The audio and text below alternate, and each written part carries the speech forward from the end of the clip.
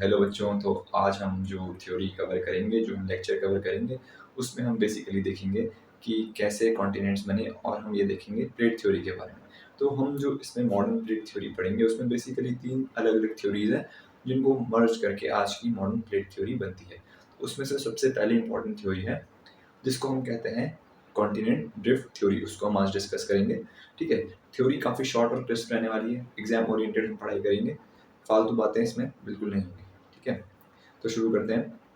तो आज जिस थ्योरी की हम बात करने वाले हैं, वो हमारी रहने वाली है एल्फ्रेड वेगनार। एक साइंटिस्ट थे, उनका नाम एल्फ्रेड वेगनार था और उन्होंने ये थ्योरी दी थी, ठीक है। इस थ्योरी का नाम रहने वाला है कॉन्टिनेंटल ड्रिफ्ट थ्योरी, ठीक है। नाम से ही सजेशन हमको मिलता है कॉन्टिनेंटल ड्रिफ्ट थ्योरी, ठीक है।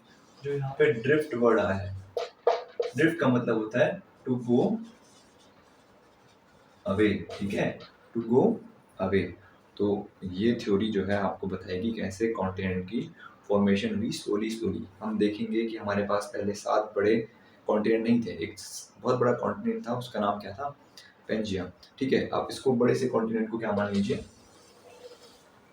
पेंजिया, ठीक है। और इसके आसपास जो भी आप फ्री स्पेस मान रहे हैं, इसको आप ओशियन मान लीजिए, इसका नाम क्या था, पैंथालासा, ठीक है। और ये पेंजिया हुआ करता था, ठीक है। अब देखिए धीरे धीरे क्या हुआ कि ये जो पेंजिया था, टेक्टोनिक मूवमेंट्स की वजह से ये स्प्रेड आउट हो गया और ये 2 पीसेस में टूट गया, ठीक है। उन 2 पीसेस में जब ये टूटा तो उसको हमने क्या बोल दिया, लोरिशिया एंड गोंडवाना। अब हमको समझना होगा, कहीं को डाउट आता है कि बच्चों को कि ये गए दूर गए, तो उस टाइम तक बस प्रॉब्लम यही थी कि साइंटिस्ट को ये अंदाजा नहीं था कि दूर कैसे जा रहे हैं। उन्होंने हेयर एंड देयर थोड़े सजेशंस दिए, but they were not of use. तो हमको समझना होगा कि इतना बताया था अल्फ्रेड वेगनार ने कि ये दूर जा रहे हैं, बट क्यों वो नहीं बताया था। तो ये कॉन्टिनेंट दूर जाने लगे और ये कॉन्टिनेंट पहले 2 स्पेसेस में टूटे, उनको हमने नाम दिया लोरिशिया एंड गोंडवाना, ठीक है। उन दोनों के बीच में एक शैलो सी बना, एक उथला समुद्र बना, जिसको हमने कह दिया टीथस सी। और टीथस सी जब बना तो हुआ क्या, टीथस सी बनने के वजह से बीच में एक ओशियन क्रिएट हुआ। और बाद में जो गोंडवाना था, जिसका पार्ट कुछ और कॉन्टिनेंट थे, जिनको modern day Australia, Antarctica, India, south America, Africa, आप ये जो कॉन्टिनेंट देख रहे हैं, पहले ये सब बंच टुगेदर थे। और ये किसी बहुत सारे कॉम्पिटिटिव एग्जाम में पूछा जाता है, which of the continent but part of Gondwana. तो जितने मैंने नाम लिए ये सब कभी गोंडवाना का पार्ट थे। ये सब नीचे थे और कहीं ऊपर, ठीक है। यहाँ पे क्या हुआ, यहाँ पे कहीं पे लोरिशिया आ गया और यहाँ पे कहीं पे गोंडवाना आ गया, ठीक है। और इंडिया इसका पार्ट था, जिसको आप गोंडवाना कह रहे हैं, इसके बीच में एक सी था, टीथस सी। टीथस सी हुआ करता था। अब दोबारा टेक्टोनिक एक्टिविटी, आपको पता है अर्थ इज नॉट स्टैटिक, ठीक है। अर्थ आज आपको जैसे कॉन्टिनेंट दिख रहे, हो सकता है 100 साल बाद, 150 साल बाद, हजारों करोड़ों साल बाद दोबारा रीअरेंजमेंट हो जाए कॉन्टिनेंट का, तो वो स्टैटिक नहीं है, तो वो मूव करने लगे दोबारा। और गोंडवाना से इंडिया अलग हुआ, और गोंडवाना से इंडिया अलग होने के बाद उसने मूवमेंट दिखानी शुरू करी। और वो किस तरफ, देखिए इस पॉइंट से ऊपर हो जाना शुरू हुआ, यानी नॉर्थ ईस्ट की तरफ। वो नॉर्थ ईस्ट की तरफ गया इंडिया, और वो क्या हुआ, उसने कोलिजन करा ऊपर, किससे, उसने कोलिजन करा ऊपर लोरिशिया से, जिसको आप मॉडर्न डे यूरेशिया कहते हैं, उससे उसने कोलिजन किया। और फिर इंडिया एज आज आपको जैसा दिख रहा है वैसा था। और ऐसे ही गोंडवाना से धीरे धीरे कॉन्टिनेंट्स अलग हुए और आज वो मॉडर्न डे जो अरेंजमेंट है उसमें आए। ये तो रही थ्योरी की बात। अब हम देखते हैं क्या क्या ऐसी 5 बातें थी जिन्होंने हमें बताया कि दिस थ्योरी है समथिंग दैट इज राइट, कि ये थ्योरी जो कह रही है वो कुछ कुछ सही बातें कह रही है। सबसे पहले रहा जिग्सॉ फिट। देखिए जिग्सॉ फिट क्या होता है, आपको इस मार्कर के एग्जाम्पल से मैं समझाता हूँ कि अगर सपोज मैं मानता हूँ कि ये मार्कर और ये ढक्कन और ये जो ये ओपनिंग पार्ट है, ये सब एक ही है, ठीक है, ये सब एक ही है। देखिए तो ये सब देखो आपस में फिट हो रहे हैं। आज अगर कोई मूवमेंट होता है, मैंने अलग कर देता हूँ ऐसे, ठीक है, मैंने इनको 3 हिस्सों में तोड़ दिया है, तो अगर आप देखेंगे तो मैं वापस इन्हें सेम मैनर में फिक्स कर सकता हूँ। देखिए ये वापस फिक्स हो गए ना, तो फिक्स हो गए तो मतलब ये एक ही किसी पेन, इस मार्कर का हिस्सा थे। तो वैसे ही कॉन्टिनेंट्स हैं, अगर आप कॉन्टिनेंट्स को ध्यान से देखेंगे तो वो आपस में इजीली फिट हो जाते हैं, दे फिट इन टुगेदर। ऐसे कई कॉन्टिनेंट है जिनको आप बिठाने की कोशिश करेंगे तो फिट हो जाएंगे। आप इधर कभी अफ्रीका को देखिएगा, उसका इस तरफ का हिस्सा और साउथ अमेरिका का ये जो पॉइंटेड हिस्सा है वो आपस में एकदम परफेक्ट मैच होता है। मेडागास्कर कहीं ना कहीं जाके अफ्रीका के इस तरफ एकदम परफेक्ट बैठता है।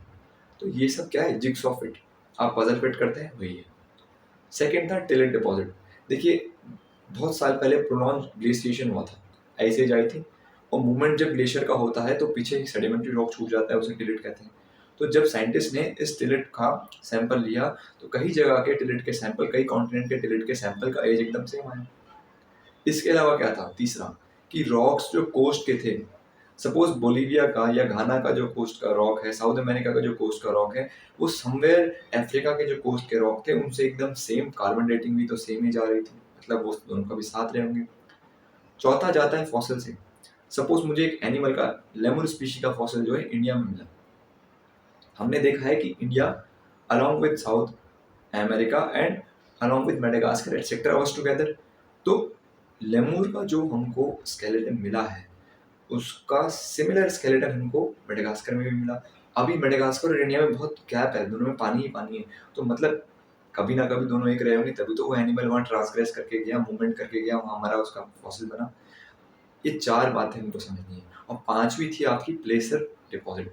प्लेसर डिपॉजिट क्या होता है कि प्लेसर डिपॉजिट का मतलब होता है, सपोज ये आपकी नदी है, ये नदी सपोज ये कॉन्टिनेंट एक है, अभी इसको कॉन्टिनेंट मानिए, मार्कर को कॉन्टिनेंट मानिए आप, ठीक है। ये मार्कर में सपोज यहाँ से नदी आ रही है, वो क्या लेके आ रही है, गोल्ड पार्टिकल। तो जो बेयरिंग रॉक है जिसमें गोल्ड है वो यहाँ कहीं है, और जब जमा हुआ तो आपको गोल्ड यहाँ कहीं मिला, इस ढक्कन पे गोल्ड मिला आपको। अब आपने देखा कि यार कॉन्टिनेंट अलग हो गए, ढक्कन यहाँ है और मार्कर यहाँ है, तो आपने जब रिसर्च करी तो आपको पता चला यार गोल्ड बेयरिंग रॉक तो यहाँ है और डिपॉजिट यहाँ मिल रहे हैं, प्लेसर डिपॉजिट। तो मतलब ये कभी ऐसे इंटैक्ट रहा होगा, ऐसे इंटैक्ट रहा होगा, तो मतलब कि ये कॉन्टिनेंट वाज टुगेदर, तभी तो उसने यहाँ लाके नदी ने यहाँ डिपॉजिट किया। बट आज क्या हुआ, ड्रिफ्ट आने की वजह से, ड्रिफ्टिंग आने की वजह से वो चीज़ क्या हुई, अलग हो गई। अब जब हम जोड़ेंगे तो हमको पता चलेगा अच्छा इसका जो पेरेंट रॉक है वो यहाँ कहीं है और वो दोनों कभी साथ रहे होंगे ऐसे। आज कैसे हो गए, ऐसे, ठीक है। अब प्रॉब्लम क्या थी इस थ्योरी में, प्रॉब्लम ये थी कि ये थ्योरी मूवमेंट नहीं बता पाई। इसने ये तो बताया कि मूवमेंट कैसे हुआ, मतलब मूवमेंट कैसे इन द सेंस कि इसने ये तो बताया कि हाँ इतने साल पहले सब साथ थे, मूवमेंट हुआ, फिर ये हुआ वो हुआ, बट इसने ये नहीं बताया मूवमेंट कैसे हुआ, ये फोर्स नहीं बता पाई, ये प्लेटों का चलना नहीं बता पाई कि प्लेटें चली कैसे, मूवमेंट कैसा हुआ। इसने एक सिंपल बात बोली कि पोलर फ्लिंग फोर्स और टाइडल फोर्स। टाइडल फोर्स क्या, यानी सन मून का जो अट्रैक्शन है वो, और साथ में जब अर्थ घूमती है ना तो पोल की तरफ एक फोर्स लगता है, उसको हम कहते हैं पोलर फ्लिंग फोर्स, कि चीज़ों को पोल की तरफ फेंकता है वो फोर्स। पर साइंटिस्ट जो थे वो इस चीज़ से जस्टिफाई नहीं कर पाए कि सन का और मून का जो फोर्स है क्या वो कॉन्टिनेंट हिला सकता है, नहीं हिला सकता। या अर्थ का जो पोलर फ्लिंग फोर्स है वो कॉन्टिनेंट हिला सकता है, नहीं हिला सकता। इसी वजह से ये थ्योरी आधी अधूरी बात बता के गई, ठीक है।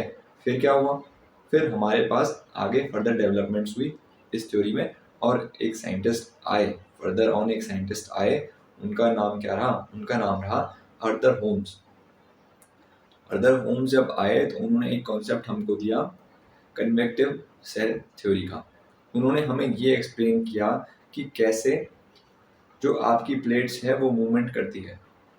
उन्होंने हमको मूवमेंट समझाया कि ठीक है, उन्होंने ये बता दिया था कि चलो कॉन्टिनेंट मूव हुए, बट मूवमेंट किसने समझाया फिर, आर्थर होम्स ने, जो कि आपकी लाइक कॉन्टिनेंटल ड्रिफ्ट थ्योरी, ठीक है। और फर्दर फिर क्या हुआ, जब आर्थर होम्स ने समझा दिया कि मूवमेंट कैसे हो रहा है, प्लेट्स मूव करती हैं, क्यों करती है, तो एक और साइंटिस्ट है, उनका नाम हमने क्या रखा, हैरी हेस।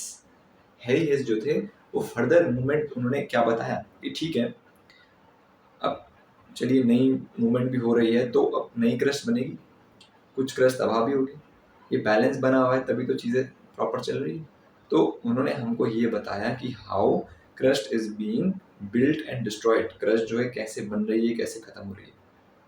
तो उन्होंने जब ये बताया क्रस्ट कैसे बन रही है, कैसे खत्म हो रही है, तो ये जो उन्होंने बताया, this was under which theory, this was under, ठीक है, sea floor spreading theory, sea floor का स्प्रेड होना। तो इन दो थ्योरी को भी हम आगे एक साथ डिटेल में डिस्कस करेंगे क्योंकि ये थ्योरी क्लोजली रिलेटेड है। अभी के लिए हम इस थ्योरी को यानी एल्फ्रेड वेगनार की कॉन्टिनेंटल ड्रिफ्ट थ्योरी को ख़त्म करते हैं और वीडियो का सेकेंड पार्ट आप तक हम जल्दी से जल्दी लाएंगे, ठीक है। आपके जो भी सजेशंस हैं, जो भी आपके पास फीडबैक है, ज़रूर शेयर करें, चैनल के साथ जुड़े रहें और चलिए साथ मिलकर ग्रो करते हैं। थैंक यू बच्चों, थैंक यू वेरी मच।